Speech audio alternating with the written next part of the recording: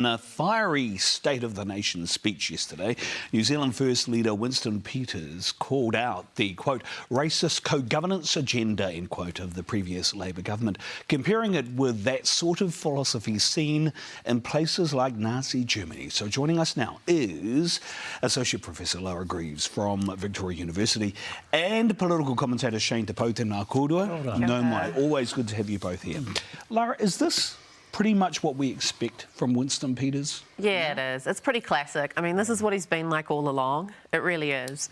I mean, he still can do the quips, he can do the one-liners. That funny joke today about Hipkins getting drunk on the wine biscuit, like, that's funny, that's classic him. But I think when you actually sit down and say, like, watch his speeches now, he kind of doesn't have as much of maybe an overall organising narrative than he used to, and he kind of loses his charm a bit in those longer forms. And so he's definitely changed over the years, but one thing's the same, is that he's always good at getting the media's attention.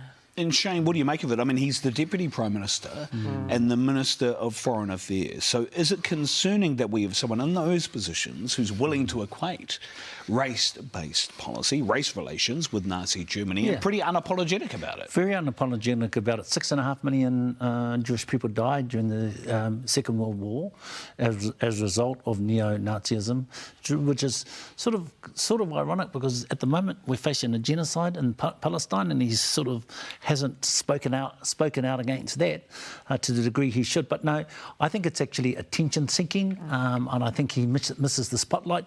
Look, I'd like to quote, I come from old-school Tūhoi politics called Machiavellianism, and I think that he's going to have some real trouble marrying up his economic fundamental base and where ACT is at.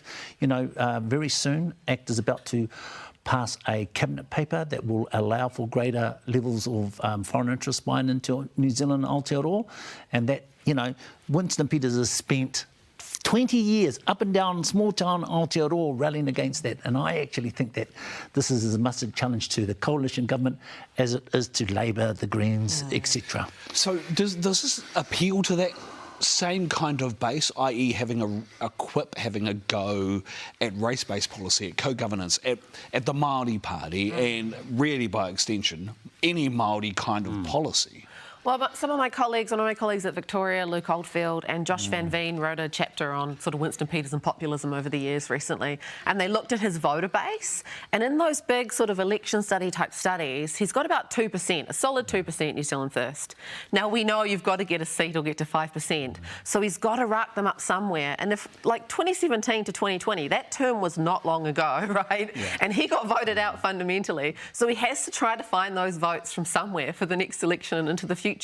I mean, I don't know what his end game necessarily is, to stay forever maybe, like I'm not quite sure there, but he has to kind of rack up more than just that 2%, and this is one way to do it. So we're going to just see more of this over the next 3 years? I'm not sure whether it's going to go the distance. I think that he picked the first half of being the Deputy Prime Minister purposefully. Yeah. You know, there's a $15 billion hole where they've given tax breaks to landlords like myself. I'm going to get more money than the camera operator if they do introduce the tax cuts in July. And the only way they will do that is by having an austerity-based economy. And Winston Peters knows that it's old folks that suffer as a result of austerity, and he won't put up with that.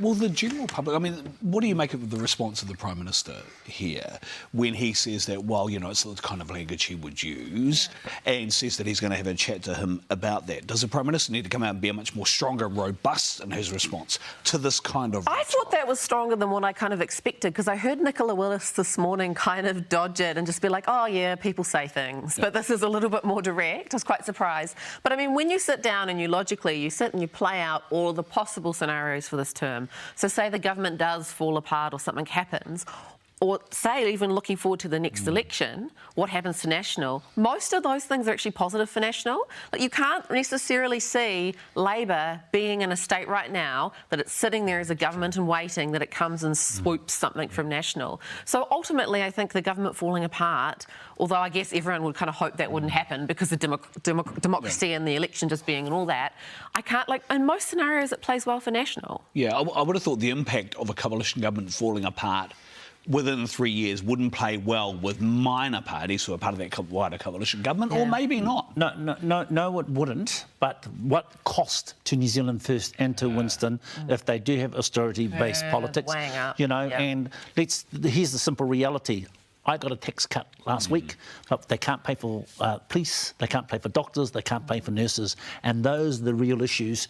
Will the Prime Minister do anything? No, I don't think he's got the gumption to have Winston on. OK. The other announcement we heard today about Kāinga order, scrapping the sustaining tenancies framework and essentially a crackdown on antisocial tenants and unpaid rents. What do we think the impact of that is going to be, particularly when we think about Māori and housing? Yeah, well, one of the lines that I've noticed across different interviews is that, oh, well, whānau friends will put them up. But that's just not the reality of these people. Like, a lot of the time people have tried living with whānau, have tried living with friends, and that's not a safe situation for anyone involved. So there's a reason that people are in that housing normally, and that's not really reflecting the reality of a lot of people's stories. And again, this appeals to a base. I mean, the ACT Party's come out congratulating itself being part of a government that said it was going to try and do something about Kāinga order. That does appeal to a base, but here is the reality, sadly.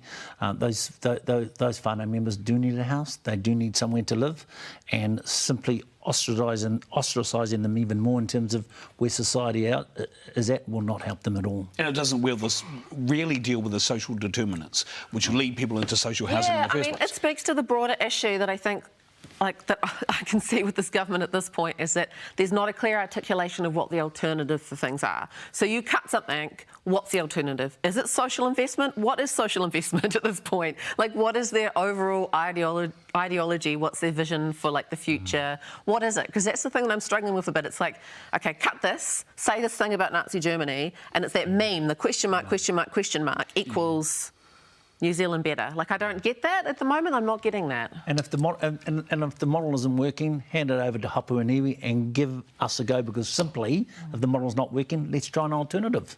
Tēnā koutou. Kia ora. Tēnā koutou. Thank you so much for joining us. Really appreciate your time. Lara, Greaves and Shane Te Pou with us on our political panel.